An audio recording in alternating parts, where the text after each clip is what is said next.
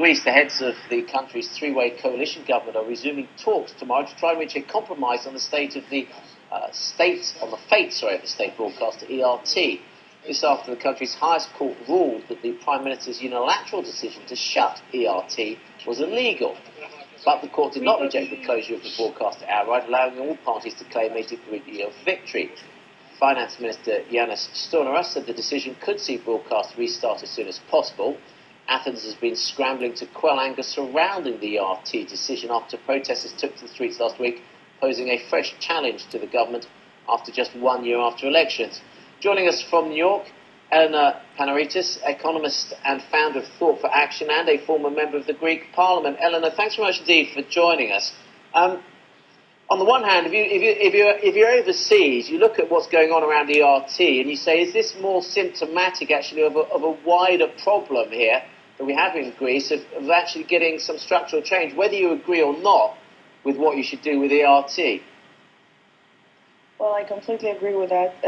ERT and the decision by which ERT was closed gives a complete, if you wish, explanation of what's the problem in our country. We have discretionary decision-making at any level, including the highest level of government decision-making.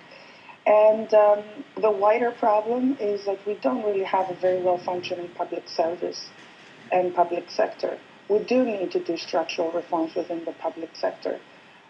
We followed a very abrupt way of doing it by starting with the least, if you wish, of the problematic elements in public sector. The highest problematic element in the public sector is the tax collection agency that no one is daring to touch for the last 3 years. Why? Why, when everybody knows that is such a glaring problem, why has nothing been done? I mean, if you can't do anything during this crisis, if you can't use this crisis as an excuse to get to grips with it, when are you? Well, that is the absolute questions I'm having as well, and everybody else is having, and actually even worse. If we want to make the plotter a little thicker, we have had the Greek people being on 9 austerity waves. People have had their pensions reduced by 62% and wages by 50%, some of us. So the question is, after all these sacrifices, what's going to happen to the country? Are we going to continue with business as usual, or are we really going to change?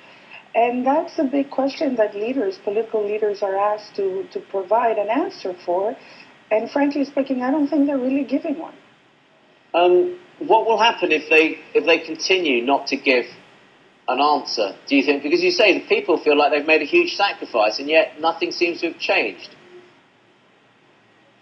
Well, what is going to happen, I'm afraid, is that we will probably have some sort of social disorder or unrest, and that's something we should avoid with the best of our abilities, because the last thing you want to have is an unrest in the cities in Athens or in Thessalonica or other big cities in Greece. But and we need to have a national plan of rescuing the country, which we still don't have.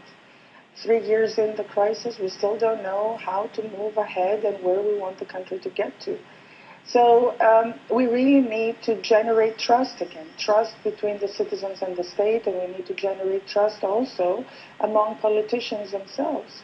The three-party government was thought that was generating or providing the impression that a bit of trust was being created. But also a lot of people ask, is it really trust, or is it just the fact that we have a convenience? Elena, thanks for that. Good to see you. Elena Panaritis joining us from New York. Still to come on the programme.